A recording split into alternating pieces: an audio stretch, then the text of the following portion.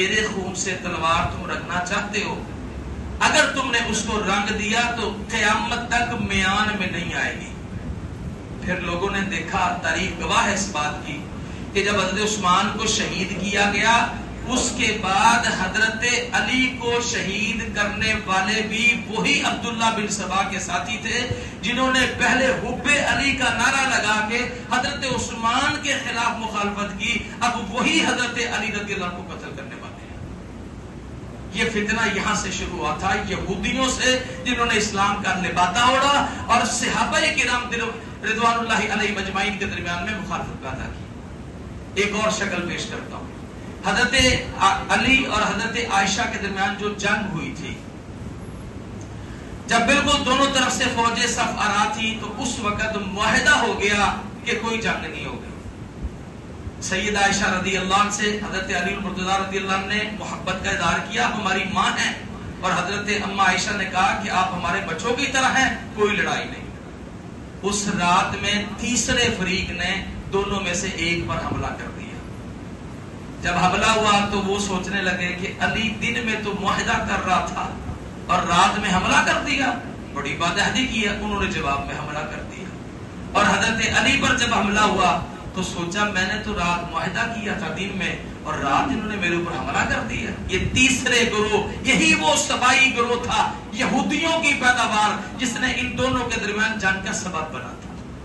اور بعد میں صلح جب ہوئی، جنگ جب ختم ہوئی تھی، میدان سے سیدنا علی المرتضیٰ رضی اللہ عنہ نے اما عائشہ کے اونٹ کے مہار کو پکڑ کر کے کہا تھا، اما جی میرا آپ سے اختلاف ہی کوئی نہیں ہے، تو انہوں نے کہا میرا آپ سے کوئی نہیں ہے۔ تو پھر یہ پتا چلا کہ تیسرے گروہ نے رات کی تاریکی میں حملہ کر کے اس فساد کو اجاگر کیا تھا۔ حضرت علی رضی اللہ عنہ امیر معاویہ کے درمیان اور دیگر صحابہ کے درمیان جو اختلاف ہوا، پہلے میں نے آپ کو اس کی تاریخی حیثیت بتلائی۔ اب عام سادہ لوگ انسان، ہم مسلمانوں کے لیے کیا حکم ہے، ہم کیا کہیں گے؟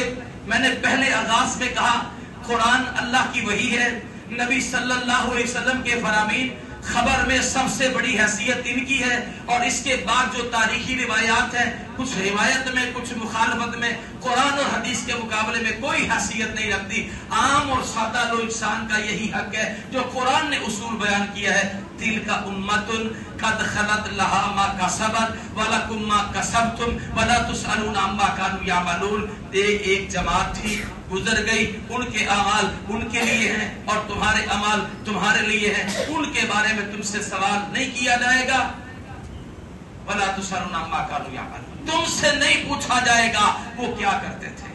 تو میرے محترم بھائیوں، جو گروہ اس وقت صحابہ کرام کی مخالفت کو اجاگر کر کے کسی ایک کا حمایتی بنا رہا ہے، کسی ایک کے بارے میں کفر کے فتوے لگا رہا ہے، آپ دیکھیں گے اللہ کے نبی کے صحابہ کی اگر عظمت محفوظ نہیں ہے، اگر ہم اس جماعت کے بارے میں ایمان کی گواہیوں میں شک کریں گے، تو یہ جو قرآن میرے اور آپ کے پاس ہے یہ صحابہ کی وساطت سے پہنچا ہے۔ اللہ کے نبی کے جتنے فرامین ہے وہ نبی کے صحابہ کی وساطت سے پہنچے ہیں۔ اگر آپ صحابہ کے ایمان پر شک کرنا شروع کر دیں تو آپ کا قرآن بھی محفوظ نہیں ہے، آپ کی حدیث بھی محفوظ نہیں ہے، آپ جو مسلمان ہونے کے حامی ہیں آپ کا اسلام بھی محفوظ نہیں ہے۔ یہی تو یہود چاہتے ہیں۔